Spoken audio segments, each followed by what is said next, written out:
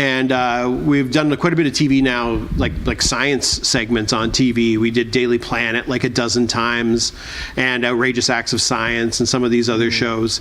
And then occasionally, you know, I think we're on this list of people who have no dignity that they look through, where they're like, I need somebody who can fall down a flight of stairs.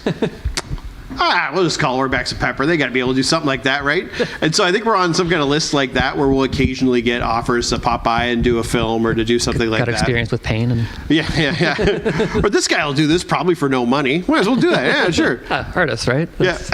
But yeah, we've been lucky enough to get to be involved. And the thing is, too, you know, it's a pretty small film community. Mm-hmm. Between Hamilton and Toronto, you've pretty much got all the film production that takes place in Ontario. So, you know, when we do something with somebody in Guelph or in Toronto, then that producer, that director goes and works on a TV show, or that TV show goes and works on a movie, then it's a pretty small community that you kind of get passed around through. Yeah, so there's a good, like obviously a community behind that whole end of things. So we've talked a little bit about that in other conversations about, you know, obviously the music industry and how people are connected in the theater industry, and then also obviously with this type of performance in the movie industry, I feel it's fairly connected with it, and at least as region.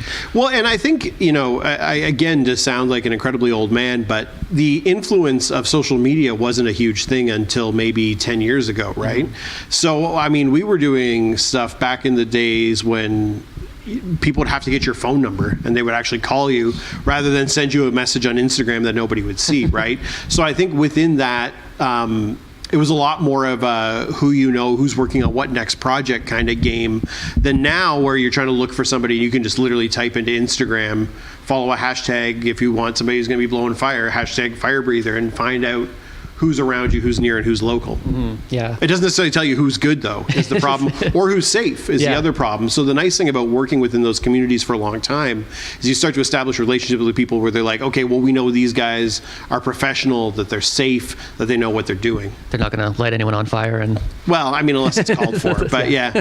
But there is a lot to be said of that, too. You know, people a lot of times compare our show to Jackass, which I find incredibly flattering because it's hilarious. But at the same time, it's like, you know, it's one thing to remember that what we're doing are stunts that we've actually trained to do, and that anybody can just, you know, walk out on stage and break your own arm and say, look at me, and then walk back off. But if we're doing 3 shows a day, you only got 2 arms, right?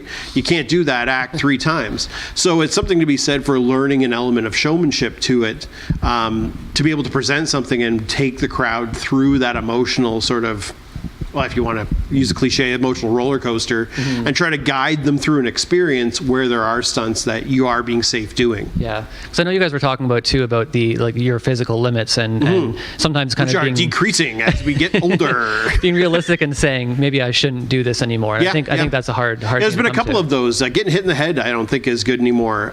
We used to be able to get hit in the head all the time. Wrestling, I was able to, you'd pick me right up, drop me straight down on my head, and I was fine. Good skill. There's videos of it, and. And I guess they're called concussions now, but then we just call them being really sleepy all the time and angry for a bit. But no, yeah, as we notice, like I even notice now, like if I turn my head too quickly, then it hurts. Like I guess you get like these things called stingers, which I guess are dead parts of your brain that bounce against the side of your skull. But Pepper and I broke this Guinness World Record for the most consecutive cookie sheet shots in the head by a team of 2. So we'd stand face to face and you just crank the guy in the head with a cookie sheet, throw it, crank me in the head, throw it. And we go back and forth. And I think our record was like 56 or 57 in a minute. But you had to disqualify a bunch of the shots because the cookie sheet had to be buckled by like an inch in order for it to count. And then you'd occasionally accidentally pick up 2 and hit them with it, and it would just feel like you're getting hit by a truck. Well, no, it feels like you're getting hit by 2 cookie sheets. But it wouldn't buckle them as much because it was extra enforced, so then you just got brain trauma instead. But we quit doing that, and I'm kind of the thought now that we probably won't go back to doing that or getting hit in the head, like stuff like that. In January, I suffered a retinal detachment, or December, I guess, just from having a good time at a Misfits show in Philly, and literally we're driving back, and my retina just was peeling off the back of my eyeball, and I just don't want to get hit in the head again, have my other eyeball fall out. Yeah, you can't. It's good Call me reason old-fashioned. I don't know. It just sucked. It just was one of those things that you don't want to have happen. And I was at a commission there for like 3 months. I couldn't even fly, right? We actually had to shop out shows, so I could send Pepper out and connect him with other freak shows that were out there to keep our contracts for gigs that we had going. Yeah. Because I couldn't fly because I had this bubble of gas in my eyeball that if I went elevated would expand and put all this pressure on my eyeball. So 2020 has been a killer year for me. I couldn't see for a bunch of it. I had my eyeball fall out, and then got cleared to go do gigs. And this is great. This is the ultimate 2020 moment. Got cleared to go do gigs again. So we got to do a show at the university with Bill Nye for 2,500 kids. Flew out to New Orleans the next day and did a sideshow show for 3 days to like 40 people. Then flew home and the pandemic hit. And that's my career in a nutshell. Too injured to do anything. Go get to do a massive, awesome show. Go out and do like your journeyman, like slugging hard to make it through shows, and then come home and the world falls apart. Yeah, that's it's kind of. But I mean, I'm lucky. I mean, I complain about that stuff, but it's only I'm still lucky that I even get to work at all, and that we've been able to pivot. And it's a place of privilege to be able to say, I've luckily got enough money that we can buy microphones and do a podcast, or that we can shoot some film stuff and put it out there. No, like a lot of people did have big plans for 2020 and felt it was kind of going to be this big, important year. Did you guys have sort of like a lot of stuff lined up? Oh yeah, it was one of those years where it was like, look at this is all working out. We got all this stuff coming up, these big shows, and we do a theme park gig at the PNE in Vancouver every year that we've been doing. It would have been our 13th year, so big lucky 13. We're gonna do a massive stunt out there for that, but that's 2020 for you. Hindsight. It's all about that pivot. But I mean, again, like I said, I'm lucky. Like I haven't had to lose my home. I've been able to figure out a way to keep working. So I've been lucky to get through, and hopefully it'll just be a thing that we see where this all goes. But I mean, who knows what live entertainment's going to be looking like in 2021 or even 2022? Yeah, I think a lot of this, but I think there's been a lot of conversations happening about that of what are we going to do, how are we going to change this? Because I mean, I know even for myself, I don't want to encourage people to get together. So that's the thing, because in some of this, we were talking to some friends of ours who, and especially on the podcast, we were talking to this magician, and we were saying like, he works at a massive show, and it was like, well, what do you do? How are you going to feel if you find out, you just did a show in Chicago, by the time you get to LA, you find out that there was a COVID outbreak because people came to see you do card tricks? Yeah. Like, how is that good? How are you going to live with yourself if you know that one of those people maybe spread it on to their grandmother and she doesn't make it through? Yeah. Like, how can you how do you live with that type of thing? Yeah. So, there's some sort of personal responsibility as entertainers, as people who bring people together, I think, to step back and say, we're not going to encourage people to come out until it's safe. Luckily, we don't have a problem social distancing people at our gigs before that anyway. They're usually 6, 10, 15 feet apart, and no matter how small the space was. So, yeah, but no, I think as entertainers and as people who are supposed to be bringing, part of what you do is you get people to forget how crappy things are sometimes. That's your job, is that for that hour that they come see you, they can forget about the kid at home, the trouble at work, the whatever. They can just focus on watching what you do, and hopefully you're bringing them, if not bringing them art, you're bringing them an escape. Yeah, right? Exactly. And I think it's up to us as entertainers to try to pivot and provide that some other way, but definitely not to bring them into an environment that they feel unsafe in. Yeah, and I think that's it's a challenge, but it's definitely something that we're artists. We're going to have to figure it out, right? Like, it's just the same as anything else that I've ever had to do. It's like, well, how are you going to make this happen? Just figure it out. Yeah. So we've kind of talked about some of the records you've set and everything else like that, and right now it's about, I think it's 26 records. 26. That's a lot. That's quite a few. So what's it been like? I mean, doing a lot of those with, pretty much all of them are with Klopek, or are they individual ones? So they're all combo ones. So what's it like, kind of like having somebody by your side and accomplishing those? It's I think you can only. I meet a lot of stunt performers who are solo stunt performers, and I don't know how they get through, and I don't know how they do it at any performer, a comic, a musician, whoever it is, just tours on their own, how they can get through, because there's so many ups or downs that having somebody there with you is I mean, it's vital to being able to do anything. And I'm lucky because Pepper is not only phenomenal in terms of being able to perform stunts, but he's also very keen, very observant, intelligent guy. And we basically can, speak. We're so in tune with each other that we don't have to. You can, share a sentence with a look, kind of thing. Yeah. So it's nice because we know. We can spot when a stunt's going wrong. We can tell when something is going too far. We can tell when there's a problem. So a lot of times it's almost just like having your best friend there as a Safeway point, and it makes you trust that the stunt's going to work out. So, like, for example, I did a record October 25th. It's today, isn't it? That is today. 2015. I had the most motorcycles running over a guy lying on a bed of nails in 2 minutes. And so I'm lying on a bed of nails. I'm holding a metal ramp. So I'm spread eagle, holding a metal ramp that's on the ground, going across my chest, and just the tip of my head sticking out from underneath. And we'd met with these stunt riders, and they were doing the jumps. And I didn't realize how scary it would be until I really, most of my efforts had been involved in the dynamics of putting together the stunt. So getting a motorcycle crew, getting a bed of nails, putting the whole thing together, doing the press. And then when we're ready to do it, it's like, oh man, this is dangerous. Because the bikes don't make the jump and the wheel just comes off the back. I mean, it just hits me in the forehead and drives the back of my neck right into the nails, right? It seems safe. Yeah. So, and I'm holding the ramp. So if I move or if I go off like that. So that was a really vital moment where it was important to have Pepper there, because I'm on this bed of nails like this, and I'm just focusing straight up at the ramp. He's right beside me, so that if anything goes wrong, if we have to call it or do anything, he can just send the signal and end it. But, I also know that he's watching what's happening, and it's clicking through his brain of what all the possible potential dangers could be. It's funny because you say all this, we do all these silly stunts and we do whatever. But, the stuff that we're doing is actually super dangerous. I know that it doesn't seem that way because we're incredibly skilled at it. And, probably the best in the world. But, that record, definitely. But, so what I was doing is I was laying there, and the ramp's there. The previous record was 32 or 36. So all I'm doing is counting as the bikes hit. And it's weird. If you've ever been run over by a motorcycle, it's the weird thing about it is that you're sitting there and you can't see it because I'm holding the ramp, right? And all you hear is and you're like, oh, it's going to hit me soon. And then you hear, and you're like, oh, this has been a while. And it's like, and then you're like, I wonder if I could probably get up and get out of here. That's the key. You don't want to give your brain enough time to switch into panic, right? You got to trick your brain into thinking this is normal.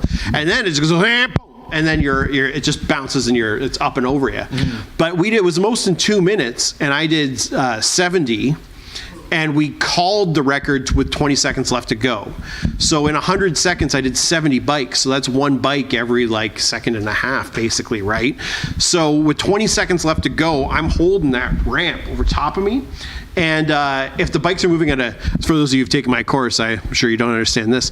If the bike's moving at a constant velocity, then it doesn't push the ramp. You're just moving at constant speed. But if you accelerate going up the ramp, that acceleration is going to come from somewhere. So it pushes against the ramp. So I'm holding the ramp like this, and 2 bikes in a row went, and I could feel it go like that. And it probably, in reality, it probably only moved an inch. But it was enough that I was like, okay, I'm safe. I've destroyed the record. We're out. It's done. And that's one of the only records we've ever called in advance. And it's not because I'm a baby. You think I'm a baby, but it's one of those things where it's like, okay, I'm safe. What am I doing? This is a point at which I can walk away and go home from this. Yeah. And I got lucky enough that, in the end, I just legitimately had kind of a stiff back, and that was it. But that's one of those things where you've got that person there with you, and you're so in tune that it helps to push you through it. So yeah, and it's important for that because you sometimes I think as any performer or anything, you want to still push yourself, and there's got to be that no stop. And I would have absolutely probably, if it was just on my own, just gone to the point of it being done, because I wouldn't have been I needed that second voice to be I'm uncomfortable, well, it's done. Yeah. Right? That's Yeah. the point at which it's like, as soon as, especially with any stunts, we used to do this thing where I'd put a blowtorch out on his tongue. So you take like a propane blowtorch and you just smother the flame, right? And it's been done for like a century. Like back when they had the big kerosene heaters, the devil boy would come out and be like licking the flame and you put it out on your tongue. And Pepper was too scared to put it out on his own tongue. So I would put it out on his. So it would be like a two-man kind of thing. And we just had a couple times where it like hit a tooth and bounced off and then smothered, or hit him in the side of the face as we were smothering it, that we probably did that stunt like 50 or 100 times, and we bobbled it once or twice right at the end there, and we're like, no more. Because once you get that into your brain that there's the potential to do it wrong, then it's not worth the risk, right? To bring that flame into his face and just literally weld out a giant portion of his face that you're not going to heal again. Yeah, you gotta know your limits, and sometimes it takes somebody else to say, let's call this. And especially with, like I said, with the stunts, it's like they've become such a pattern to yourself. It's almost like muscle memory when you're doing them, because you're also presenting a whole show at the same time, right? So, I mean, it sounds superstitious, but like once you kind of screw it up, I know that I won't be able to stop fixating on don't screw it up this time, don't screw it up this time. Yeah, it's always kind of nagging at you there. I know I kind of often wonder sometimes of how some of these records kind of come up or come to be, you know, because I look at a lot of them, it's like, how did that person think to make that a record? And then it's interesting. When you talk to the people like Guinness, it's kind of, originally the Guinness Book of World Records was started as a book to settle bar bets, right? So, you know, it'd be people in the bar, it's like, what's the fastest bird? Oh, it's a cormorant. Oh, it's a hawk. And then it's like, oh, they pull this book out from behind the bar. And back when the book was actually associated with the brewery, that was the idea, was that the Guinness brewery would have all these answers, and you'd have product placement of the beer just by having the book there. Right, yeah. And then as time went on, it became a thing to achieve for people. And so they would have things like, you know, long distance running, fastest person to swim the English Channel, the most times to swim the English Channel, things like that. The oldest person to go up Everest. And then, you know, it's not a slippery slope, but as sideshow and vaudeville and wing walkers and tightrope walkers and all that started back in like the late 1800s, early 1900s, now you had this whole new spectrum of human beings who were not only doing these incredible physical tasks, but were making a point of being able to do it and be like, no, I can take, not only can I walk across Niagara Falls on a tightrope, I can walk across Niagara Falls on a tightrope and make breakfast when I'm out there. Or I can put a lion in a wheelbarrow and take the lion out there with me on the tightrope and walk back. And those were things that were kind of like, oh, this is like how you push and how those records kind of evolve into those things. Yeah. But it's nice because Guinness World Records has a very strict policy that it has to be measurable. So you can't just, we pitched them one time, the world's coolest two dudes, and they were like, okay, well, we can't actually measure cool dudes on a level, which makes us unmeasurable, right? So it's like obviously the coolest, But so it has to be like fastest, heaviest, most of a thing, and it'll also be commercially available. So if we use like to go back to the cookie sheet record, if we do the baking trays or cookie sheets in the head, it has to be a style of cookie sheet that's available all over the world. Because somebody in India, somebody in Australia has to have as much of an opportunity to break that record as you do. Right. So it makes for some interesting kind of things. And some of the ones that we've done have been adaptations of stunts we've directly used in the show. And these are just kind of popularizing that, or something that we can then bring up in the show later, or some have just been completely separate, but an opportunity to break a record. Do something cool. Yeah. That's cool. Do you have anything else in the works that you can talk about, or is no? It I mean, I don't know. We had a whole bunch of stuff we were trying to do, and then with the COVID stuff, it really kind of clamped it down. I really want to pull a truck with my face. I think I got this record for the heaviest weight lifted from a hook through the forehead, and Pepper's got ones through the cheeks. And I think if I do a hook through the head and the cheeks, and I rig them like this, that I could pull like a smart car. And that's kind of one of those ones that I want to do before I get too old, because it seems weird to be like it, because I'm 43 now. It seems like it'd be weird to be like 50 pulling a car with your face, but like super cool if you're like 60 and pulling a car with your face. True. Right? Yeah. So I probably got a window of like 2 or 3 more years, so I have to wait for 15 more years to do it. Yeah. So I really want to do that. They've not approved it as a record, so I'm really trying to work them to get that as a record. That's just like seeing your face as you're talking about that one, how excited that would be. That'd be it'd be pretty cool. Awesome. And I mean, it's got a lot of potential for it to not work out, though. Yeah. Oh, for sure. Yeah. Like as anything, but yeah, but I think that's a cool one I'd like to do. I had always wanted to wrestle a bear. I don't think that's going to happen. Yeah, I just think it's gone past my prime of being able to wrestle a bear on a tightrope with. No, just normal. Just wrestle a bear. Yeah, Okay. Yeah, no, and I don't think I'm ever going to get. That was more of like just less of a record, more of like just the thing I always wanted to do, just for fun. Yeah. And so I just don't think that's ever going to happen in my lifetime. It's. You never know. Yeah, it's sad. Well, that's right. I'm probably the biggest victim in this whole thing. Not being able to wrestle a bear. Damn. Well, thanks so much for coming out. It's been a great chat. It has been. Thanks for doing this with us. No problem. Do you have any other shout outs or mentions or anything else? Yeah, I mean, you can like to talk about for ORBAX Pepper do a podcast, so check that out. It's we talk to all taste people. I'm on Instagram, _great_ORBAX, because I thought underscores were a good thing when I signed up. Turns out they're not.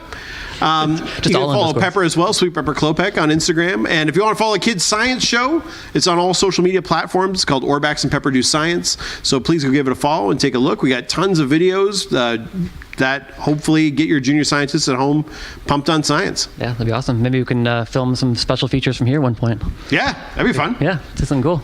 Always like to pitch that, you know. So once again, thanks for joining us for this week's episode. Nick Weaver, the Great ORBAX. We are back next week with Lynn Broughton from Tasty Tours. We're going to talk some food, you know, whatever it is. She does some great stuff, so that's going to be fun. But thanks again, ORBAX, for coming out. And stay safe, everybody. It's still pandemic out there. Sanitize. So wear your mask. Wash your hands. And just remember, everybody's going through a tough time as well. So being a little extra kind to people right now goes a long way. So just be nice, okay, you jerks? And star wipe and we're out.